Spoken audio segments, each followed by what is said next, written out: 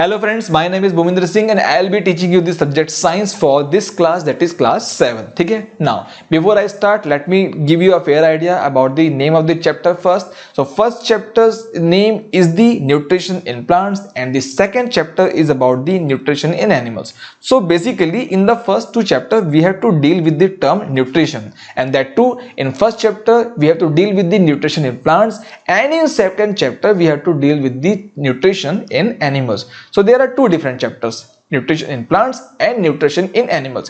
Now अब एक बात बताओ, by the name itself we are having a fair idea about one thing. What? We have to deal with the topic nutrition in general, okay, and nutrition in plants in particular. तो होता क्या है ना बेटा, हमारे लिए ना nutrition को जानना बहुत जरूरी है. Why? Because all the living organisms, whether it is about the plant or the animals or about ourselves also, we all are dependent upon the food that we eat. Okay, तो ये खाना आता कहाँ से है, इसी को जानना है. तो इसके लिए ना पहले हम जानेंगे प्लांट्स के बारे में. क्यों प्लांट्स पता है? Because directly और indirectly all the organisms are dependent upon the plants. इस डायग्राम को देख लो भाई, क्या आपको लगता है कि स्नेक बिना प्राण के जीवित जिंदा रह जाएगा, या ये ईगल जिंदा रहेगा, या फिर आपका ये वोल्फ जिंदा रहेगा? नहीं रह सकता. इवन हम भी जिंदा नहीं रह सकते. पता है क्यों? क्योंकि स्नेक ठीक है प्लांट नहीं खाता, बट स्नेक किसको खाता है? चूहा खाता है. चूहा क्या खाता है? Grasshopper. और grasshopper finally it's the plant. तो अगर प्लांट नहीं रहेगा तो ग्रास हॉपर रहेगा क्या? नहीं. ग्रास हॉपर नहीं रहेगा तो चूहा रहेगा क्या? नहीं. और अगर चूहा नहीं रहेगा तो सांप क्या खाएगा? कुछ नहीं खाएगा.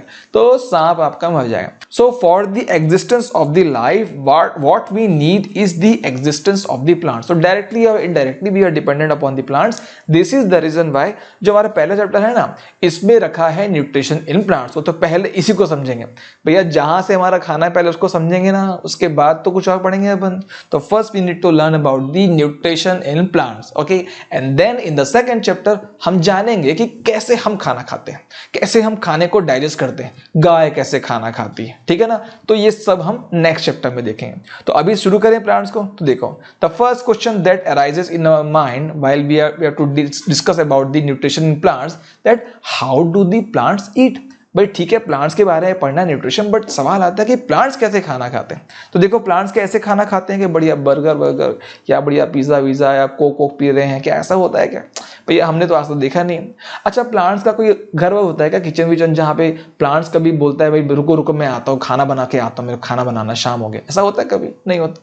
बेचारा प्लांट तो एक जगह ऐसा बैठा रहता है, धूप सेकता रहता है, और धूप में सेकते सेकते उसका खाना बनता रहता है बढ़िया. बताओ तो अगर वैसा हम भी कर पाते तो? नहीं कर पाते ना, मगर हम नहीं कर पाते, प्लांट्स ऐसा कर पाते. तो वही तो पढ़ने का है अपने को कि हाउ डू दी प्लांट्स ईट, कैसे असल में जो प्लांट्स है ना ये असल में अपना फूड को बनाते हैं. ठीक है. अच्छा, अब मैं बताऊं कि प्लांट्स कैसे खाना बनाते हैं, उसके पहले ना ये समझ लो कि खाना बनाते ही क्यों हैं. भाई एक बात हमको समझना है ना कि हम खाना ही क्यों खाते हैं. तुम क्यों खाना खाते हो, मैं क्यों खाना खाता हूँ, प्लांट भी क्यों खाना खाते हैं, क्यों इनको खाने की जरूरत है. देखो बेटा, यहाँ पे समझना, दुनिया का कोई सा भी ऑर्गेनिज्म है ना, चाहे माइक्रोस्कोपिक हो, आप उसको देख भी नहीं सकते हो, चाहे वो हो या हाथी हो, सबको क्या करना पड़ता है? खाना खाना पड़ता है. खाना क्यों खाते हैं? 3 कारण है. पहला क्या चाहिए? हम सबको एनर्जी चाहिए. भाई मैं पढ़ा रहा हूँ, मेरे को एनर्जी चाहिए ना, तभी तो एनर्जी से पढ़ा पाऊंगा. आप पढ़ रहे हो इतने ज्यादा मन लगा के, इतने अच्छे से, तो आपको भी क्या चाहिए? एनर्जी चाहिए. तो first thing that we require is the energy. For that we need what? We need food. ठीक है, एनर्जी. दूसरा, भाई हमारी जो बॉडी है वो भी तो लगातार ग्रोथ करते रहती है ना. हम लोग छोटे थे, छोटे से बड़े हो गए, देखो बड़े हो गए. आज भी जो बॉडी है, आज भी हमारी बॉडी क्या कर रही है? ग्रो कर रही. तो ये किसके कारण? ये कर रही है फूड के कारण. तो for growth also we need what? We need food. And then for the repair work. होता क्या है ना, जैसे आप लोग खेलते हो, तो खेलते से हमारे बॉडी के अंदर ना बहुत सारी मसल्स हो गई, बहुत सारी जो हड्डियां वो टूटते रहती हैं, और टूट के ना बनते भी रहती. तो टूटना बनना चलता रहता है. तो for all these 3 things, that is energy, growth and repair, we are dependent upon what? We are dependent upon the food. ठीक है ना. तो अब क्या करते हैं, हमारा जो पहला चीज है न्यूट्रिशन के लिए, फूड को क्या करना है, जो बाहर रखा है उसको लेना है, और लेने के बाद में यूज करना है. किस किस काम के लिए यूज करना है? For the energy we have to use the food, for our growth we need to use the food, and for the repair of our body we need to use the, or you can say utilize the food. So what is nutrition then? So nutrition is nothing beta but the intake of the food and its what? And its utilization. ठीक है. So the process with the help of which we intake the food and utilize it can be termed as what? Can be termed as the nutrition. देखो क्या करना है ना, मेरे साथ पढ़ोगे ना तो आपको डेफिनेशन याद नहीं करना है, मैं आपसे ऐसे पढ़ा दूंगा, समझा दूंगा, आपको बस क्या करना है, वीडियो को पॉज करना है, खुद से डेफिनेशन लिखने का कोशिश करना है।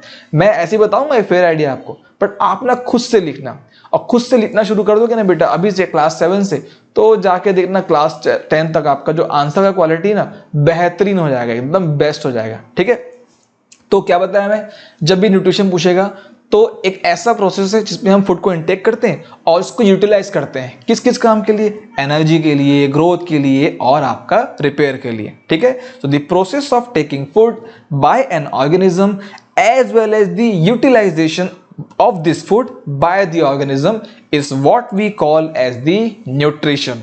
Clear हुआ? अच्छा, अब we need to discuss the modes of nutrition. You see there are two different modes of nutrition. First one is autotrophic mode of nutrition and the second one is heterotropic mode of nutrition.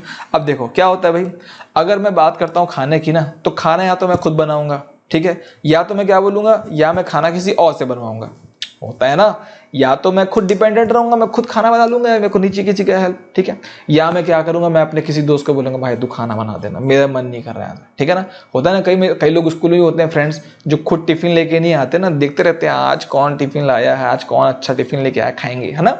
तो similarly ना all the living organisms around us can be classified into two categories. एक ऐसे organism होते हैं जो ना अपना खाना खुद बना लेते हैं, किसी भी और ऑर्गेनिज्म पे डिपेंडेंट नहीं होते, they are only dependent upon the sunlight for the energy, ठीक है, and with the help of sunlight, with the help of carbon dioxide, with the help of the water, they are capable of making their own food.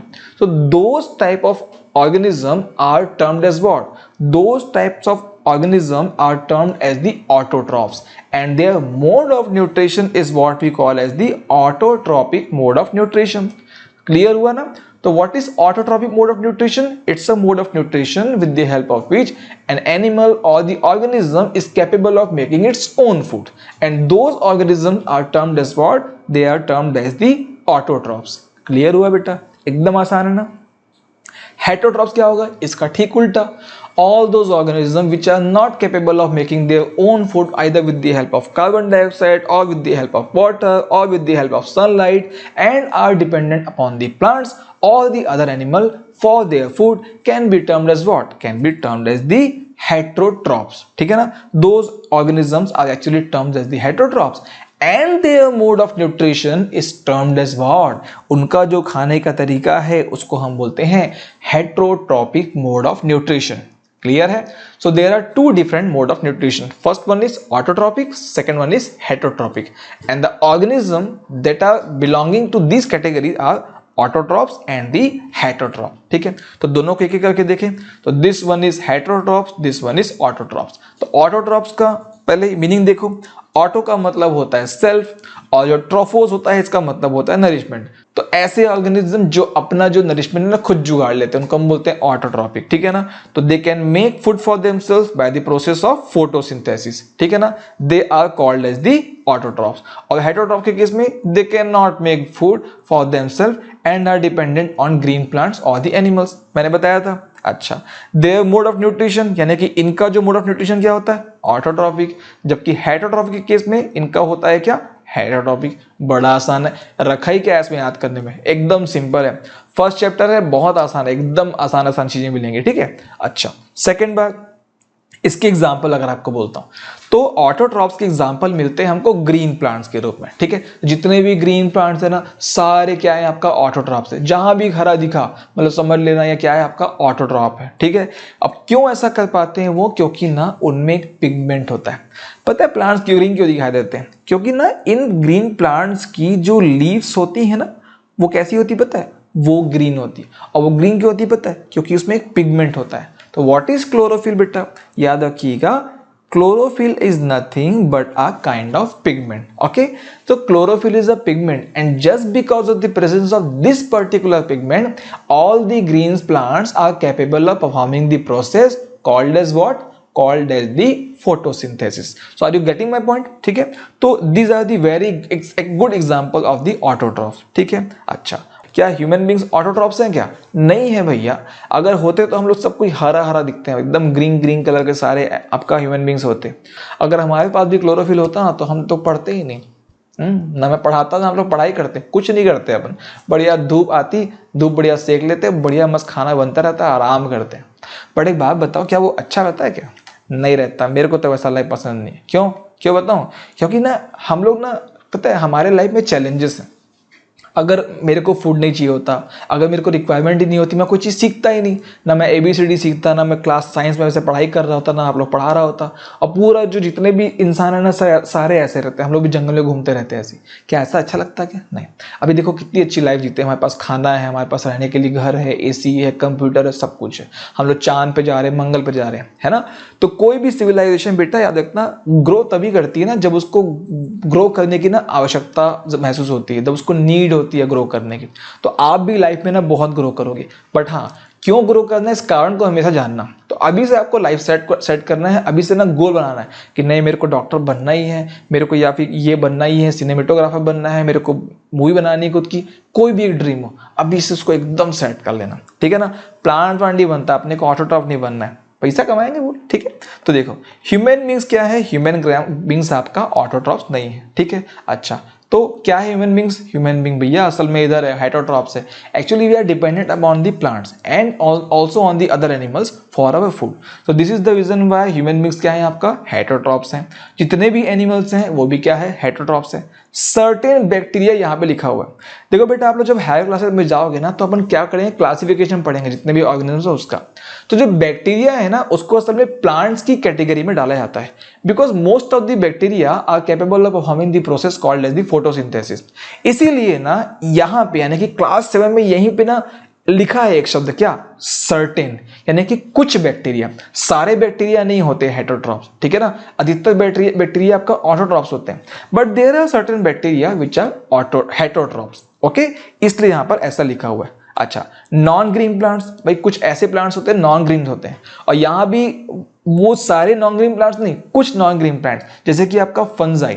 Fungi आपका plant जैसा ही आपका कुछ होता है, but ना ये प्लांट बिल्कुल नहीं होता, ठीक है। तो ये नॉन ग्रीन प्लांट्स की कैटेगरी में आता है आपका फंजाई जो है, और ये भी हेटरोट्रॉपिक मोड ऑफ न्यूट्रिशन रखता है। तो this is very very important ना बेटा, इसको अभी आप याद रखो। अगर हम बात करेंगे फंजाई की ना, तो ये हेटरोट्रॉपिक मोड ऑफ न्यूट्रिशन वाला एक ऑर्गेनिज्म है, यानी कि ये हेटरोट्रॉप है, एकदम क्लियर कट याद रखिएगा। अच्छा, इसके अगर मैं टाइप बताता हूँ ना, आपने इसको देखा होगा जरूर रियल लाइफ में। मशरूम खाया हो कभी? मशरूम जाते हैं अपन बाहर भी खाते हैं, घर में मंगाते हैं, खासकर मानसून के सीजन में बहुत सारा मशरूम खाते हैं। तो मशरूम क्या है, प्रकार का फंजाई ही है। वैसे यीस्ट इसका एक टाइप है। ब्रेड मोल्ड देखना, ब्रेड जब पुराना हो जाता है ना तो उसमें भी ना ग्रीनिश टाइप का कलर का जमा होता है, वो भी क्या होता है, प्रकार का फंजाई ही होता है। तो all these three are the actually the type of the fungi, and fungi itself is what, it's a heterotroph. Clear हुआ इतना? अच्छा, अब मैं बार बार चिल्ला रहा हूं फोटोसिंथेसिस फोटोसिंथेसिस फोटोसिंथेसिस। तो असल में ना photosynthesis is a process that helps the green plants to prepare their own food. तो we have to deal with this process only. तो होता क्या इस प्रोसेस में, देखो किसी भी प्रोसेस को करने के लिए सबसे पहले हमको कोई कच्चा माल चाहिए। उसके बाद हमको ये देखना है कि उस कच्चे माल को पकाने के लिए एनर्जी कहां से मिलेगी, और उसके बाद हमको ये भी जानना पड़ता है कि ये होता कहां पे, ठीक है। 3 बातें बोला। पहले देखना है बेटा कि कौन कौन सा कच्चा माल चाहिए इस प्रोसेस के लिए, प्लांट पूरा बताऊंगा आपको, बट पहले ये देख लो कि बनेगा कैसे, क्या क्या चाहिए ये तो बता दो भाई, तब तो हम ला के दें। फिर हम देखेंगे इसको एनर्जी कैसे मिलेगी और कहां पे ये हो रहा है, ठीक है, ये सब देखना है। तो सबसे पहले बात करते हैं अगर रॉ मटेरियल की ना, तो फोटोसिंथेसिस के लिए सबसे इंपॉर्टेंट जो रॉ मटेरियल पता है वो क्या है, वो है आपका कार्बन डाइऑक्साइड गैस, वो है आपका वाटर, ठीक है। तो these two are very very important raw material for the process of the photosynthesis. भाई जब घर में मैगी बनाते हो तो मैगी बनाने के लिए क्या क्या चाहिए, आपको बढ़िया धनिया चाहिए, आपको हरी मिर्ची चाहिए, आपको मैगी मसाला चाहिए, आपको मैगी चाहिए ना। तो वो सब क्या है, वो सब रॉ मटेरियल होता है मैगी बनाने का। वैसे ही देखो फोटोसिंथेसिस में क्या बनाने का है, आपने को फूड बनाने का है। तो कैसे बनेगा, कैसे बनेगा, तो रॉ मटेरियल पहले ले आओ, कार्बन डाइऑक्साइड ले आओ, वाटर ले आओ, ठीक है। फिर एनर्जी कहां से मिलेगी, रसोई में तो गैस था, यहाँ कहां से है, यहाँ सनलाइट से है। और जो साइट है यानी कि कहां पे होता है फोटोसिंथेसिस, तो बेटा ये होता है लीव्स में। क्यों, क्योंकि लीव्स के पास में क्लोरोफिल है। और क्लोरोफिल के बिना तो आप बना ही सकते। जैसे देखना, अगर हम बनाते हैं मैगी, कहाँ बनाते हैं? किचन में। क्यों? ये किचन में मैच स्टिक है, वहां माचिस है, वहां पे लाइटर है, बिना लाइटर के तो गैस जलेगा नहीं, वैसे बिना क्लोरोफिल के तो फोटोसिंथेसिस होगा नहीं। समझ में आ रही मेरी बात? तो लीव्स में होता है आपका ये प्रोसेस, क्योंकि वहां पे क्लोरोफिल है। This is the reason why leaves are also known as the food factories. समझ में आ गई बात? Leaves are, this is the reason why leaves are called as the food factories of the plant. Clear हो रहा है सब? तो देखो, रॉ मटेरियल था कार्बन डाइऑक्साइड और वाटर। एनर्जी कहां से आ रही है? सनलाइट से एनर्जी आ रही है। और साइट यानी कि कहां पर हो रही है? तो ये लीव्स में, क्योंकि वहां पे क्लोरोफिल है। क्लियर हुआ? अच्छा, ये देख लो इस डायग्राम को भी। सनलाइट से सन एनर्जी आ गई, कार्बन डाइऑक्साइड और वाटर बाहर से आ गया। अब जैसे ही क्या होता है, ये दोनों इकट्ठे हुए तो क्या हो गया? जो क्लोरोफिल के प्रेजेंस में क्या बन गया? ऑक्सीजन बाहर निकल गया, और ये जो ग्लूकोज है ये बना लिया प्लांट ने। तो फोटोसिंथेसिस की डेफिनेशन फिर क्या हो गया? बड़ा सिंपल है, the process of making of the food by the plants with the help of what? With the help of the carbon dioxide and the water, in the presence of what? In the presence of the chlorophyll and the sunlight, to make what? To make the glucose, and what? To make the oxygen, is what we call as the photosynthesis. कोई भी चीज को अगर आप समझ गए हो ना बेटा, तो उसकी डेफिनेशन आप अपने मन से आराम से बना सकते हो। ठीक है, यहां पे भी देख लो, the process by which green plants make their own food from carbon dioxide and water by using sunlight energy in the presence of chlorophyll is what we call as the photosynthesis. ठीक है बेटा, तो ये है आपका process photosynthesis का। अब photosynthesis में हम क्या बनाते हैं? फोटोसिंथेसिस में हम बनाते हैं ग्लूकोज, जो आपका बाद में कन्वर्ट हो जाता है किसमें? स्टार्च में। देखो, ग्लूकोज इज एक्चुअली ना the simplest form of the carbohydrate. We have already seen the carbohydrate in class 6, we have discussed that layer. तो carbohydrate is required for the energy. तो glucose is the actually the simplest form of the carbohydrate which is form with the help of the process called the photosynthesis. But plant cannot store the glucose in the form of the glucose, so they need to convert that glucose in the form of the starch। तो plant ऐसा करते हैं, और इस starch को ना plants के जो अलग अलग पार्ट्स होते हैं ना, वहां पे क्या कर देते हैं? वहां पे स्टोर कर देते हैं। जैसे कि देखना, जितने भी प्लांट्स होते हैं ना, उनके रूट्स में आपको ना बहुत सारा स्टार्च मिलता है। तभी तो जैसे पोटैटो है, पोटैटो को हम खाते हैं। जैसे हम कैरेट है, कैरेट खाते हैं, कैरेट के रूट में बहुत ज्यादा स्टार्च होता है। पोटैटो के स्टेम में बहुत ज्यादा स्टार्च होता है। वैसे देखना, जैसे हम क्या खाते हैं हमारे घर में, हमारे यहाँ हम लोग खाते हैं वीट का फ्लोर खाते हैं, गेहूं का आपका फ्लोर खाते हैं ना, तो उससे भी क्या मिलता है हमको? स्टार्च मिलता है। जैसे हम घर में क्या खाते हैं? राइस खाते हैं। राइस क्या है? राइस इज द सीड, तो उसमें क्या होता है? स्टार्च होता है। तो all the plants after the process of the photosynthesis performs what? Makes the glucose, but they store that glucose in the form of the starch. Okay, तो याद रखिएगा इस बात को। और क्यों करते हैं ऐसा? क्यों ऐसा करना पड़ रहा है? So that those glucose can be stored in different parts of the plants. समझ में आई मेरी बात बेटा? अच्छा, यहां पे एक बात और समझना, along with the formation of the starch, plants also convert the glucose into fats, into oils, and also protein, as well as the in the form of the vitamins also। So जो plant ने glucose बनाया ना photosynthesis से, इतनी ज्यादा ये important process है बेटा, कि इससे ना सिर्फ प्लांट ग्लूकोज बनाते हैं, बल्कि फैट बना रहे हैं, ऑयल बना रहे हैं, स्टार्च बना रहे हैं, प्रोटीन बना रहे हैं, विटामिन बना रहे हैं। भाई हम सबको ये जो चाहिए होता है, इसका सोर्स प्लांट्स तो है ना, प्लांट से हम ऑब्टेन करते हैं। तो प्लांट्स ये सब बनाते हैं फोटोसिंथेसिस के बाद, जो ग्लूकोज बना ना, उसी ग्लूकोज से बनाते हैं सब चीजों को। ठीक है,